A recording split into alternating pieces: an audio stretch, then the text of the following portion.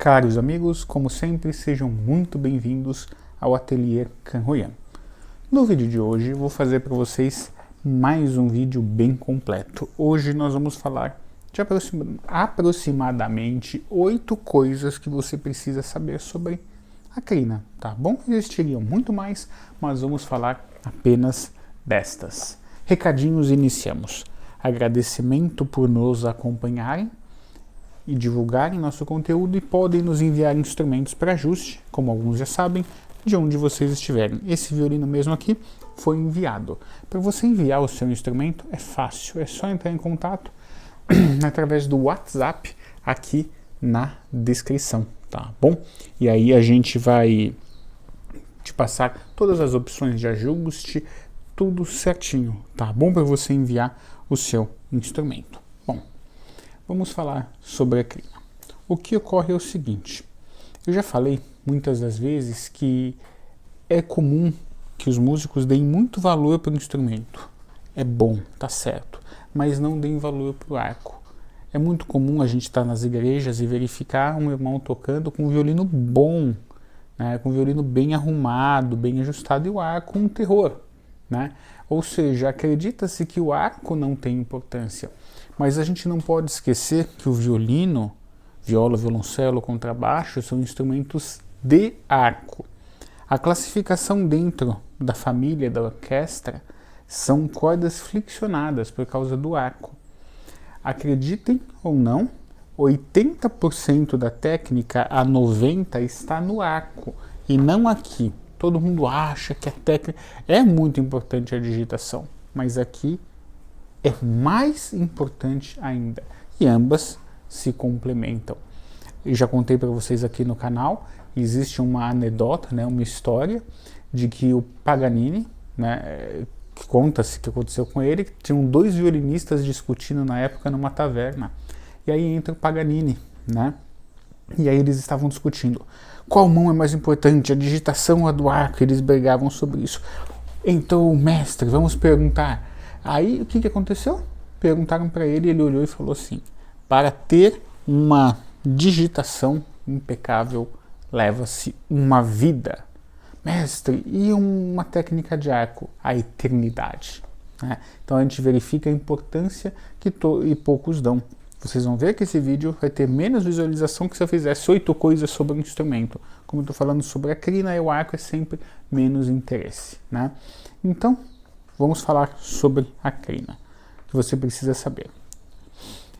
Primeira questão, tá? É que existem espécies de crina diferentes, espécies de cavalo, e a crina vem do animal, certo? Então você tem espécies diferentes. Só aí a gente já coloca diversas qualidades, né?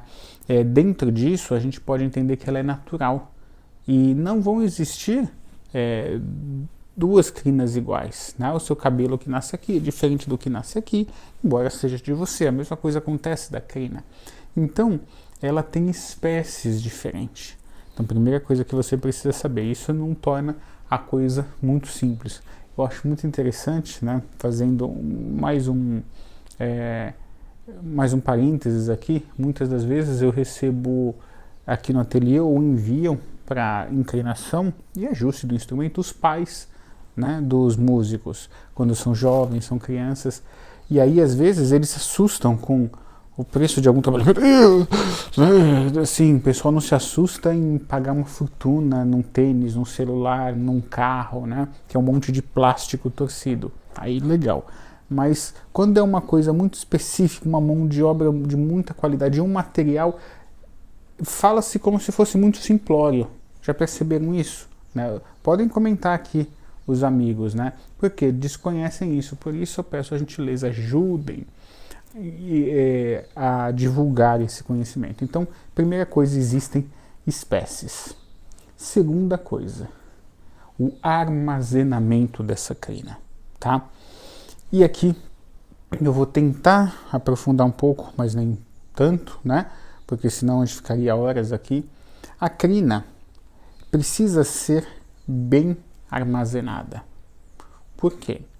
Porque ela é natural. Então, se você tem muita luz, um lugar muito seco, você vai fragilizando os fios de crina. Então, aí nós vemos o tal do barato sair caro. E vou fazer outro parênteses aqui. Quem gosta de vinho, aprecia o mundo do vinho, sabe que o vinho não é um eletrodoméstico. Por exemplo, se você pegar esse caderno aqui, claro, não é um eletrodoméstico, mas é um exemplo, você pegar ele e deixar menos 10 graus, menos 20, menos 30 e 50 graus, você não vai ter quase que diferença nenhuma, né? Ele é um material que não vai sofrer influência da umidade do tempo. A crina vai. O vinho vai. Então, o vinho X teria que custar tanto, e aí ele acaba às vezes custando a metade do preço, 1/3, 1/4, porque ele ficou exposto ao calor e cozinhou, e você estragou aquele vinho, né? E aí o pessoal depois acaba quase que dando aquele vinho para se livrar dele, né? Então, você tem que comprar vinho de fornecedores que são de qualidade, que mantiveram aquele vinho refrigerado. E aí depois você vai manter na sua adega, senão acabou. É uma bebida complicada mesmo. Com crina é a mesma coisa. Aí é onde o baratinho sai caro e muitos dos caros amigos acabam sendo lesados. Não, eu vou comprar crina ali, tá baratinho, porque a pessoa não armazenou, né, do jeito certo a crina. A pessoa largou de qualquer jeito, o pessoal que compra, importa e vende de tudo, tem bugiganga ali, né? Vocês não imaginam o que tem no mercado, né? É goteira em crina, porque fica de qualquer jeito. Mais uma vez, crina não é um caderno, não é um... Aí depois toma sol, aí não fica num clima. É claro que a gente que tem a crina do jeito adequado, obviamente a precificação não é a mesma, porque você tem um custo para manter ela no jeito adequado, né? Como a crina gosta. A maioria, se eu for falar, que nem sabe como tem que ser a crina. Muita gente vende e não sabe como tem que ser. Entenderam onde eu quero chegar? Não quero alfinetar ninguém, criticar, eu só estou dizendo os motivos do nosso trabalho aqui no ateliê, tá? Então, segunda questão que você precisa saber sobre a crina é o armazenamento. Crina não é eletrodoméstico, crina não é caderno, crina tem que ser bem armazenada. Terceira questão que você precisa saber, ela não vem assim, ela vem em grandes maços. Eu não estou hoje ele aqui, justamente porque eu deixei no lugar adequado armazenada, tá bom? Então, ela vem em maços. É a terceira coisa que você precisa saber. Entre ela em maços e ela separada aqui, tem muitas horas de mão de obra, de trabalho artesanal meu aqui no ateliê, tá? Muitas horas. Ou teria de qualquer colega arquiteto. Então, isso já é um grande trabalho. E aí nós temos a quarta questão, que é complementar, análoga à terceira, que precisa ser instalada, tá? Deixa eu pegar aqui um marco. Então, entre a crina assim, e aqui veio para instalação, por isso está desse jeito, ela precisa ser instalada. Você precisa fazer a inclinação, a reinclinação do arco. E a instalação, a inclinação, é extremamente complexa, dá muito trabalho, tá? E é um trabalho que só para desmontar o arco já tem que saber o que está fazendo. Muitas das vezes eu vejo arcos que foram tirados da crina da maneira incorreta e às vezes já foi estragado, já foi machucado. Então é muito importante, né, que a inclinação seja feita da maneira adequada, tá? Eu falo que meu meio de interpretar, tá? Podem, se tiver algum cara amigo arquiteto assistindo aqui, pode discordar. Mas a parte mais complexa da construção do arco, eu acho que é a inclinação. É uma parte que não admite erro. Por exemplo, se você estiver fritando, assando um bife, a pessoa quer mal passado e você passou um pouquinho, você passou do ponto. De repente alguém que está ali quer comer mais ao ponto, você não perdeu a carne. Aqui, se você errar um pouquinho o comprimento, você perdeu a inclinação. É muito fácil de perder. Todas aquelas horas de trabalho, desde o armazenamento, né, desde da separação, então é muito fácil de perder, tá bom? Quinta coisa, caro músico, que você precisa saber, né? Eu faço aqui os vídeos para o músico. A gente que pensa que assim, nunca assistiu o vídeo, nunca leu nossas legendas aqui embaixo, né? Nossa descrição, pensa que eu faço para o luthier. Não faço, eu faço para o músico, tá? A crina tem validade. Tudo tem validade, até água tem validade, né? Tudo tem validade. Por que a crina não? Eu vejo muitos caros clientes, caros amigos se surpreendendo com algumas coisas. Eu falo que a inclinação, que é o que eu vou falar agora, precisa ser feito a cada 180, 220 horas de uso, 6 meses, 8 para a gente que toca na congregação em média, né? Aí eu vejo as pessoas se surpreendendo. Nossa, a crina gasta, quer dizer, o pneu do carro gasta, a sola do sapato gasta, tudo gasta, a roupa gasta, o lençol de cama fica velho, o travesseiro, mas a crina, a corda não. A crina e a corda são eternas. Então, nascem às vezes uns pensamentos que eu me surpreendo, não sei de onde vem a origem. Espero não estar sendo chato falando isso, mas às vezes eu não sei de onde vem a origem de alguns pensamentos, né? Tudo gasta, mas aqui não, aqui é eterno. Não, gasta também. A corda gasta, a crina gasta, tá? Enfim, uma inclinação dura de 180 a 220 horas de uso em média, então ela tem esse prazo de validade. Posso tocar depois? Pode, mas você vai perder projeção, resposta, qualidade, tá bom? Sexta questão, a qualidades. Ela é análoga à primeira das espécies, mas a qualidades. E aqui entra uma questão muito interessante. Você tem crina que são mais simples, né? E você tem crinas que são melhores, mas bem elaboradas. Eu vou explicar para vocês, por exemplo, algumas dessas questões, né? Tudo tem qualidade, tudo. E mais uma vez, às vezes, muitos se surpreendem por crina ter qualidade. Nossa, mas na crina não vem do cavalo? Vem, mas e daí? O vinho vem da uva, não quer dizer que é tudo igual, né? A carne vem do boi, por exemplo, não quer dizer que é tudo igual, né? Então, tem sim qualidade.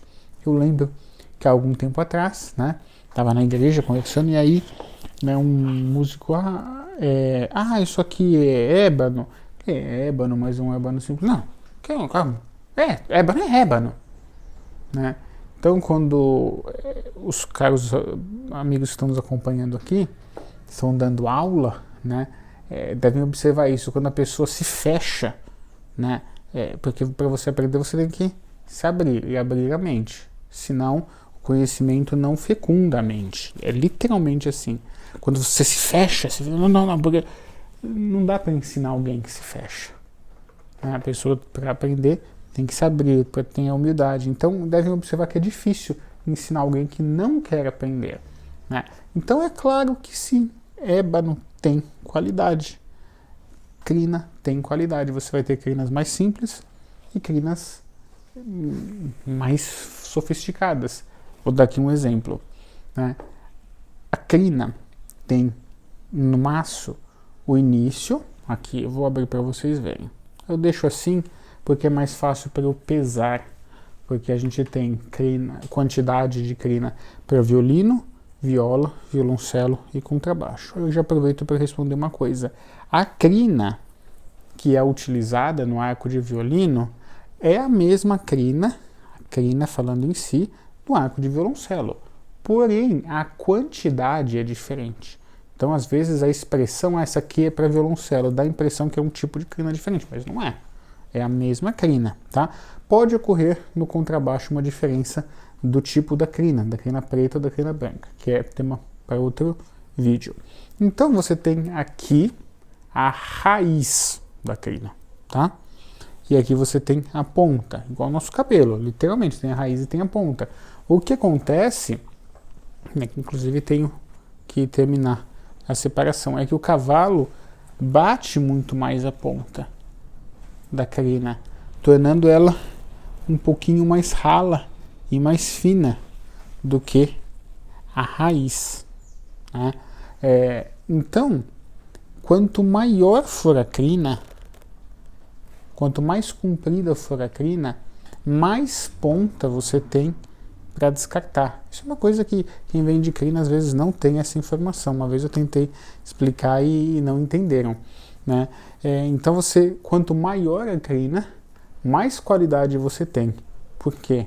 Mais ponta você tem para jogar fora. Só que ao mesmo tempo, mais cara ela se torna. Porque você tem mais desperdício, né? E ela é mais cara. Ela é mais cara o preço do grama e um desperdício maior. Porque em 1 quilo tem menos, porque você vai ter um desperdício maior. Ela é mais fina, né? O máximo, não sei se estão entendendo. Então, isso é uma das questões da qualidade da crina, tá?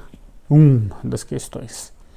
7ª questão que você precisa saber, estamos caminhando para a última, e rapidamente, os caros amigos que estão nos acompanhando até aqui, podem nos enviar, também eu falei no início, o violino para ajuste, mas pode enviar o arco para inclinação. Basta fazer um tubo, fechar um tubo de PVC, colocar o arco e enviar. Tá? Esse arco mesmo aqui foi enviado para inclinação. A gente recebe de todo o Brasil. Eu faço um vídeo explicando o trabalho feito e te envio novamente, tá bom? E aí, 7ª questão, má inclinação pode dar problema e até empenar seu arco. Como assim, né? Às vezes, a gente que está no ramo há muitos anos, né, e sempre teve no ramo, não vem dissidente daqui e dali, porque tem videozinho dizendo que dá dinheiro, tal como a gente vai vendo umas questões aí que até estranhas no mercado, né? E aí o que acontece? Como a gente está há muito tempo no mercado, e antes de eu ser luthier, eu era músico profissional, então eu posso dizer que eu estou no mercado aí juntando música e luteria desde os 5 anos de idade, há quase 3 décadas, eu tenho 30 e poucos anos, tá? Então a gente pode dizer isso. Aí o que acontece? É basicamente o seguinte: a gente vê que às vezes entra gente para trabalhar, sai, você vai tendo esses ciclos. E aí o pessoal às vezes não tem experiência, não quer se aprimorar, quer fazer como bico, pega um arco bom seu, que é essa 7ª questão, e aí tem mais crina deste lado do que deste. Quando você tensiona, o que vai acontecer? Você tem isso aqui. Não sei se você vai conseguir ver daí, né? Você tem a vareta do arco fazendo isso, você tem um empenamento. Eu acho que não vai dar para ver daí. Deu para ver, produção? Não. Mas vocês entenderam o que eu quis dizer. O arco faz isso aqui, ó. Né? Por quê? Pode ser um problema na estrutura do arco? Pode, mas nesse caso aqui tem mais crina de um lado do que do outro. Aí você tensiona assim, você estraga o seu arco. Aí aquele baratinho saiu caro, tá? E 8ª questão, que eu vou fazer um vídeo inteiro só sobre isso, que muitos de vocês acreditam que não ouviram falar, né? Esse vídeo é 8 coisas que você precisa saber sobre a crina 8ª. É que existe o piolho da crina. Como assim, Felipe? Existe um apelido, piolho da crina, mas existe um bichinho, tipo uma traça, existe o bicho da seda, que ele come a crina, tá? Então, aqui no Brasil, eu confesso que eu vi pouco. Ele ataca ali no estojo, come a crina, quando você vê, você tem toda a crina solta. Ou seja, ele comeu a crina e estourou os fios. Isso pode ocorrer, tá? E aí, como fazer para cuidar disso? Eu vou fazer um vídeo inteiro só sobre esse bichinho que é o piolho da crina, vou trazer o nome científico dele, enfim, isso existe. É raro, mas existe, tá bom? Caros amigos, espero que tenham gostado dessas 8 questões sobre a crina, tá bom? Coloquem aqui temas que vocês gostariam de ouvir. Agradeço a vocês por indicarem o nosso trabalho e indiquem para os amigos, para os irmãos que precisam de ajuste no seu instrumento, que a sonorização, a inclinação é a solução para muitos desses problemas. Desde já, muito obrigado por nos acompanhar.